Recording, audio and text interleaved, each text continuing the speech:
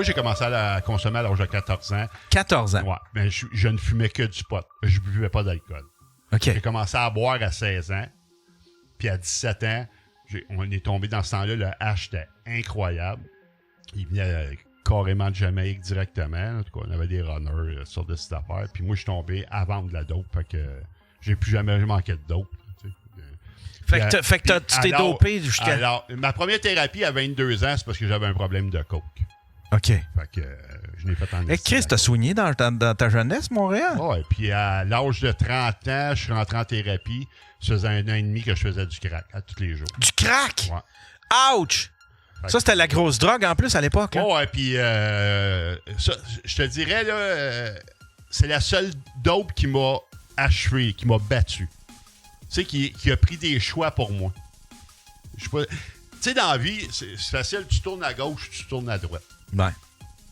Mais tu sais, moi, je consommais, si je décidais de tourner à gauche, je tournais à gauche. Mais le crack m'a dit, même si je suis allé à gauche, il me faisait aller à droite, j'allais à droite.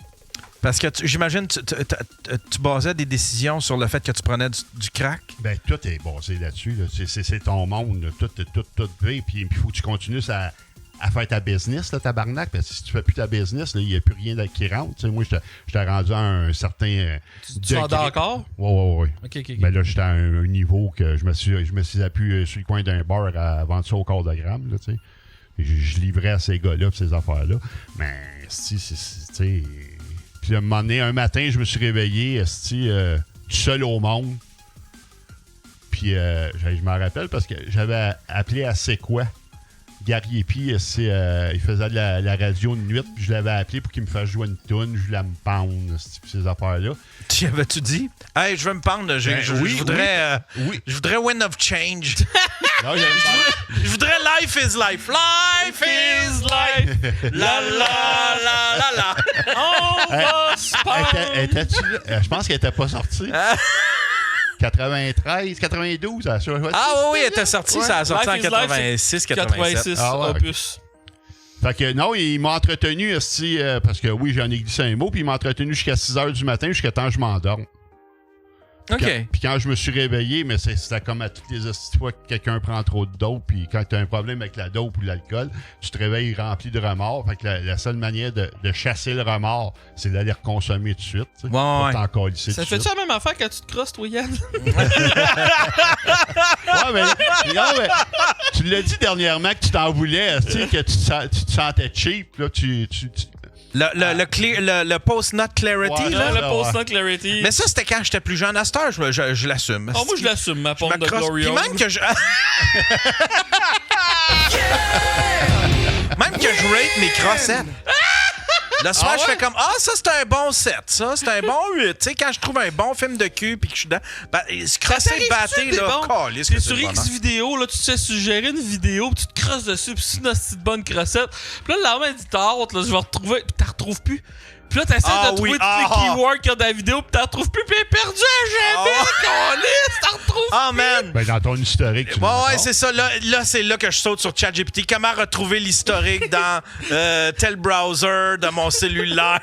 Puis, et puis je les bookmark. J'ai des bookmarks de porn, esti. Ouais. Ah non, c'est ma passion. Qu'est-ce que tu veux? Je suis là pour briser la peau. Mais continue, tu disais que t'avais appelé... Fait que c'est ça, j'ai appelé Gary Epi, puis 2 jours après, j'étais en overdose, assis dans mon divan chez nous. Puis j'ai appelé une amie que ça faisait 6 mois que je connaissais, une barmaid, qui, elle, ne consommait pas, mais qui m'acceptait tout le temps comme j'étais quand j'allais finir mes soirées là. Puis je l'ai appelé, j'ai besoin d'être là. Elle est venue me chercher, je suis rentré en thérapie, je suis resté là 3 jours. Parce que je me suis pogné avec un gars, je me suis battu avec un gars en thérapie. Ouch! Mais avec le recul, c'est parce que j'étais en effet de manque. C'est la 3e, 4e journée, c'est les pires. Tu sais, moi, je fais juste pas vapoter pendant 6 heures puis je deviens impatient. Fait que, tu sais, imagine un gars sur le crack.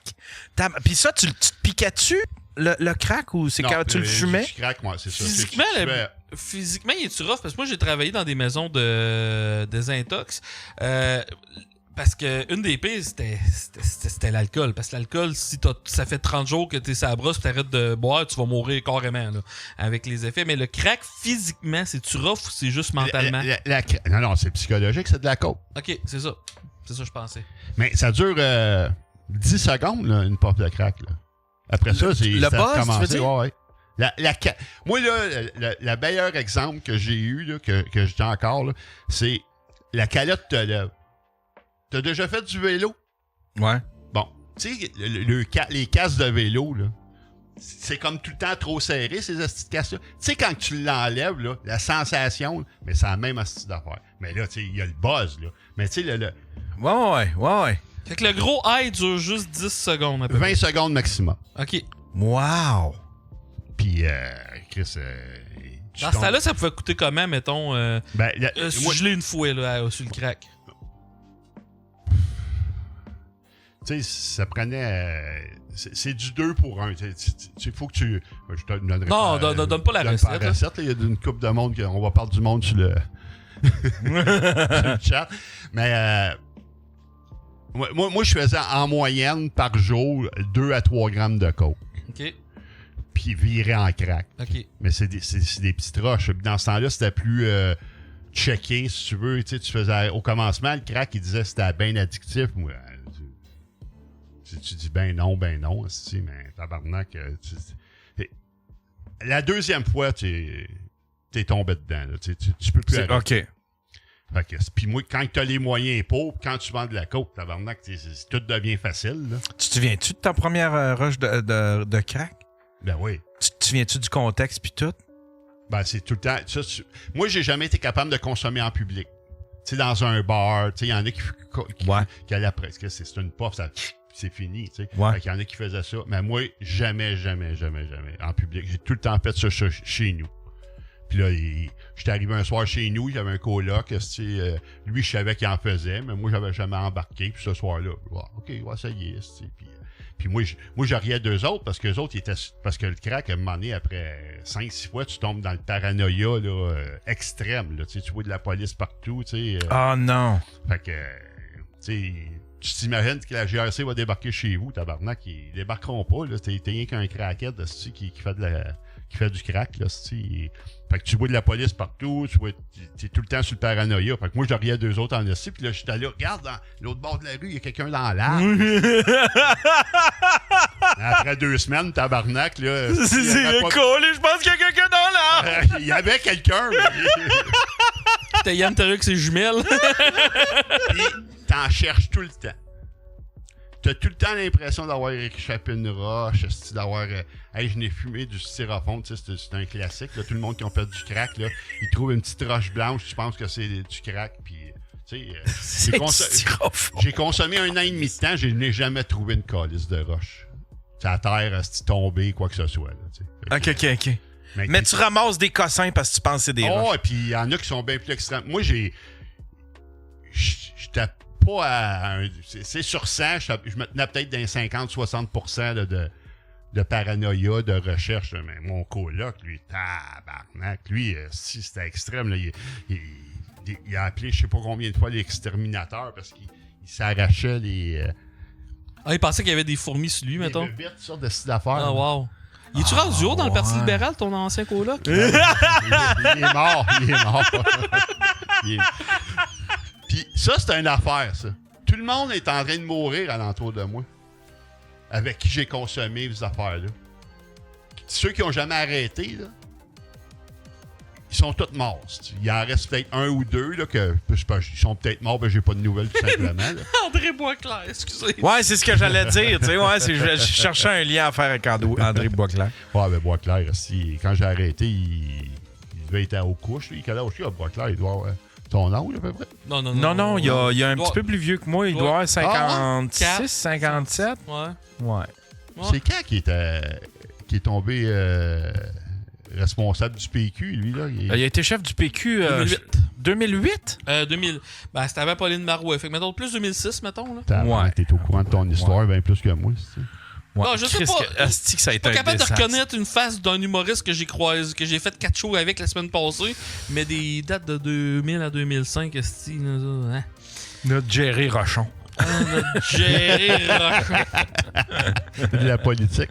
Puis c'est qu'est-ce qui t'a décidé à arrêter le crack, admettons, puis le... C'est un événement spécial, genre? C'est-tu cette fois-là, la fois que t'as collé la fille? Non, la fille est venue me chercher. Comme je te dis, je suis resté là 3 jours. Je suis revenu chez nous. Puis, il n'y a rien qui... Il n'y a rien qui s'était amélioré en 3 jours, là, je peux te dire. Là, t'es là 3 jours. Vas-y, réponds. Je suis live sur le Daily Buffer podcast pis t'arrêtes une petite belle histoire. J'espère que c'est important. Ouais. Salut, c'est Kim de chez DoorDash. Calisse, ça tabarnak que je raccroche. C'est Hakim.